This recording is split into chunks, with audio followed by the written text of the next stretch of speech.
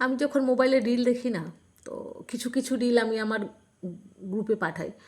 এবার আমার অনেকগুলো গ্রুপ আছে, কোন গ্রুপে কোন রিলটা পাঠাবো, কে কোনটার মানে বুঝবে, কে কতটা বুঝতে পারলো, কে হাসলো কে হাসলো না, এটাই ভাবতে ভাবতে আমার কিছুটা সময় চলে যায়, মাথা টেনশান চলে আসে যে কোন রিলটা কাকে পাঠাবো।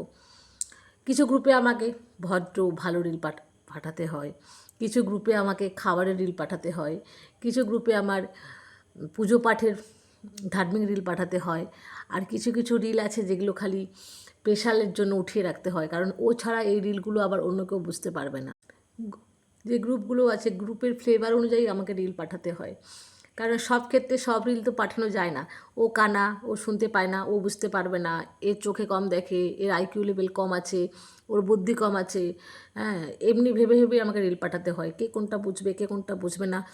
রিল পাঠানো একটা আমার হবি হয়ে গেছে, যে রিলটা আমার খুব ভালো লাগে, খুব হাসি লাগে, ওই রিলটা আমি পাঠালাম, তখন ও হয়তো রিয়াকশান দিল যে এই রিলটা আমি আগেই দেখে নিয়েছি, তখন আবার রাগ হয়, যখন তুই আগেই রিলটা দেখেছিলি তো আমাকে পাঠাতে পারতিস, আমাকে না পাঠিয়ে তুই আগেই দেখে নিলি, আর আমি যখন পাঠাচ্ছি তখন বলছিস আমি আগেই দেখে নিয়েছি, এটা আবার কেমন কথা।